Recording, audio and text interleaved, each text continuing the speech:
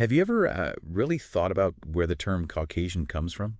I mean, it's a word we hear almost every day, but its Yeah, origins are a lot more complex and, frankly, bizarre than most people realize. absolutely. And to really understand it, we have to go back to the 18th century to a German scientist named Johann Friedrich Blumenbach.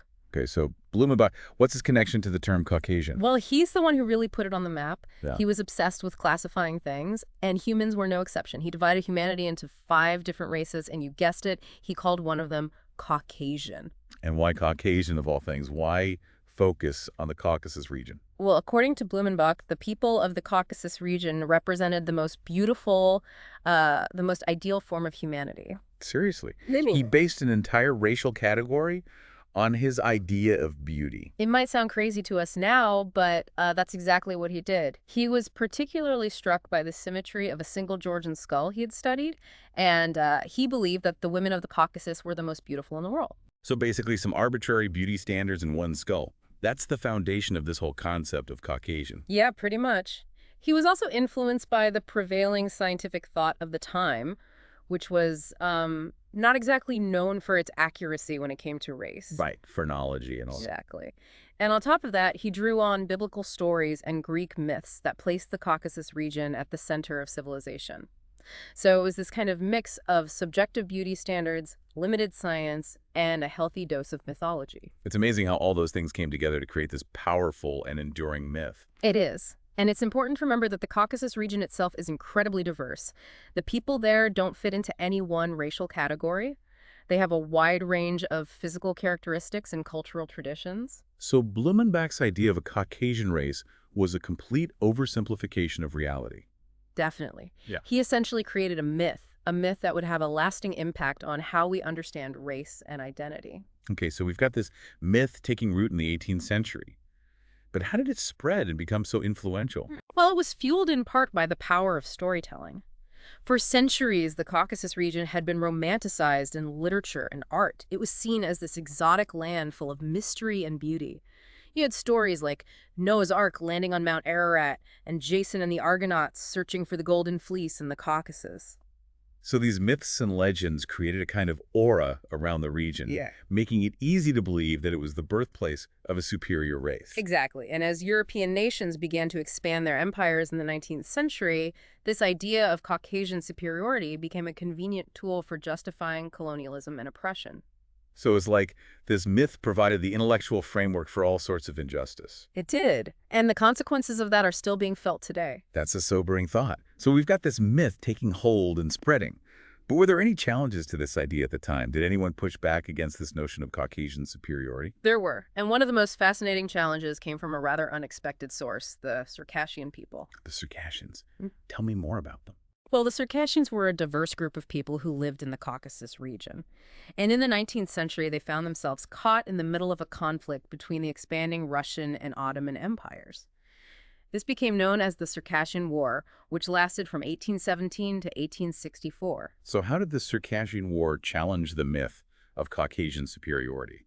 Well, as the war raged on, journalists from all over Europe and America flocked to the region to cover the conflict. And they sent back firsthand accounts of the Circassians, their culture, their appearance, their fierce resistance to both the Russians and the Ottomans. So these reports started to paint a more nuanced picture of the people of the Caucasus. Exactly. And what they found contradicted the prevailing image of a homogeneous white race living in the Caucasus. The reporters described a diverse population with a wide range of physical characteristics and cultural practices. So the more people learned about the actual people of the Caucasus, the less they fit into Blumenbach's neat little box of whiteness. Right. You'd think that this influx of information would have been enough to debunk the myth of Caucasian superiority. It seems logical. But unfortunately, it wasn't that simple.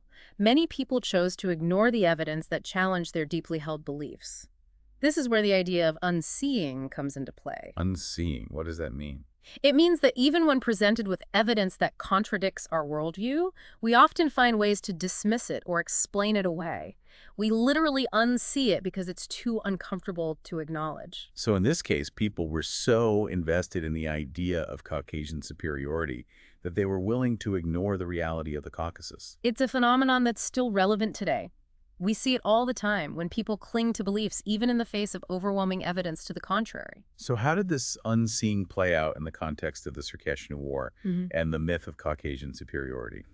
Well, for many people, admitting that the basis for Caucasian superiority was a myth would have undermined the entire system of racial hierarchy that benefited them. So it's easier to just ignore the inconvenient truth. Sadly, yes. And that's a pattern we see repeated throughout history. Well, that definitely makes you think about how our own biases might be shaping the way we see the world. It does. Yeah. And it highlights the importance of being open to new information and being willing to challenge our own assumptions. It's fascinating how, even when confronted with evidence, people can just choose to not see it. So amidst all this, we have P.T. Barnum entering the scene, a man who you wouldn't exactly think of as a champion for truth or accuracy. What was his role in all of this? Yeah, Barnum was a master showman, always looking for the next big thing to draw in the crowds. And in the 1860s, he found it in the Circassians. Really? So how did he incorporate the Circassians into his show? He created an exhibit called the Circassian Beauties. The Circassian Beauties. It sounds a bit exploitative. It definitely was. He presented these women often with light skin, but with these big, elaborate afros as exotic beauties from the Caucasus. Wait, afros? Weren't we talking about the idea of Caucasian as like the epitome of whiteness? How did that fit in? It's a bit complicated. Those afros were actually wigs. But Barnum spun these elaborate tales about their origins, claiming they were descended from royalty or had escaped from harems. He played up the mystery and the exoticism of the Caucasus. So he essentially took this existing myth of Caucasian beauty and just amped it up to 11. Exactly. And people ate it up. They flocked to see these Circassian beauties, mesmerized by their supposed beauty and the story surrounding them. It's crazy how he managed to profit off of this whole situation, perpetuating a myth that was already being challenged. It is. But here's the thing. Barnum's exhibit also had an unintended consequence. By presenting these women with their striking appearance, particularly their hair, he inadvertently forced people to confront the contradictions at the heart of the Caucasian myth. How so? Well, here were these women being presented as the epitome of Caucasian beauty, yet their appearance didn't quite fit the traditional mold. It raised questions in people's minds about what it actually meant to be Caucasian. So in a way, Barnum, the master of illusion, accidentally ended up exposing the artificiality of these racial categories. It's a bit ironic, isn't it? Definitely. It's like he held up this funhouse mirror to society, reflecting back a distorted image that made people question what they thought they knew. Exactly. And it shows just how powerful imagery and representation can be, even when those images are manipulated or fabricated. It makes you wonder how much of what we believe about the world is based on these carefully constructed images and narratives. It's a question worth asking. And it brings us to another fascinating figure who was using the power of imagery to challenge racial stereotypes, Frederick Douglass. Ah, Frederick Douglass. Yeah. Now, he was a true visionary. What was his approach to combating these harmful racial myths? Douglass understood the power of photography, which was still a relatively new medium at the time. Right, it was the cutting-edge technology of the day. Exactly. And he saw its potential to reshape public perception. He recognized that how Black people were represented visually had a profound impact on how they were treated in society. So he used photography as a tool for social change. Precisely. He became the most photographed American man in the 19th century, deliberately using his image to counter the dehumanizing portrayals of Black people that were common in the media at the time. It was a brilliant strategy.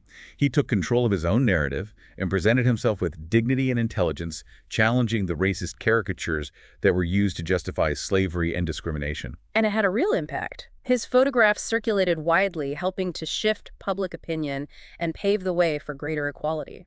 It's amazing to think about how he used this new technology to fight for justice. It's a testament to his foresight and his understanding of the power of representation. So we've got Barnum unintentionally exposing the flaws in racial categories, and Douglass using photography to challenge those categories head-on. Were there any other key figures who played a role in this evolving story? There were. And one figure who stands in stark contrast to Douglass is Louis Agassiz, a Harvard scientist who is a proponent of polygenesis. Polygenesis. Remind me what that is again. Polygenesis is the theory that different races originated from different species. It was a way of justifying racial hierarchy by claiming that some races were inherently superior to others. Oh, I remember now. And Agassiz believed this. He was a firm believer in it. And like Douglass, he recognized the power of photography, but he used it for a very different purpose. How so? He used photography to try to prove his racist theories.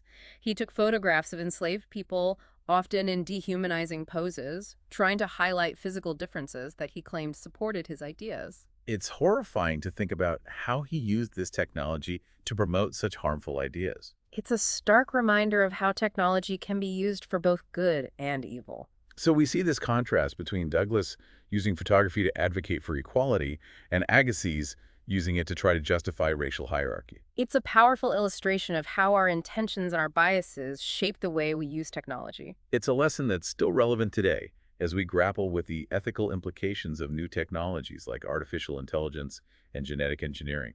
Absolutely. We have to be mindful of the potential consequences of these technologies and make sure they're used to promote justice and equality, not to reinforce existing power structures. So what happened to this myth of Caucasian superiority? Did it eventually fade away in the face of all this evidence and activism? Unfortunately not. It proved to be a remarkably persistent myth. It continued to circulate in various forms throughout the 20th century and even into the 21st. But why? Why was it so difficult to let go of this idea even when it was so clearly contradicted by reality? These myths don't just disappear overnight. They become embedded in our language, our institutions, and even our subconscious biases. They provide a sense of order, even if that order is based on false premises. So even though the scientific basis for the idea of a Caucasian race had been thoroughly debunked, the myth itself continued to hold sway. It's a reminder of how deeply ingrained these ideas about race can become and how difficult it can be to challenge them. Well, it's certainly a lot to think about, and it Oh. makes you wonder how this history of unseeing and clinging to myths about race continues to impact us today. It's a question worth exploring, and it's something that we'll delve into further in the next part of our deep dive. So where can our listeners go if they want to learn more about all this? Yeah. The history of the term Caucasian is pretty fascinating. Well, there's a great book by Sarah Lewis called The Unseen Truth: When Race Changed Sight in America. Oh. She really digs deep into how our ideas about race have been shaped by art and photography and social movements. It's a really eye-opening read. Sounds like it. And she also, She also founded this initiative called Vision and Justice, which is doing some really incredible work around these themes of perception and race and representation.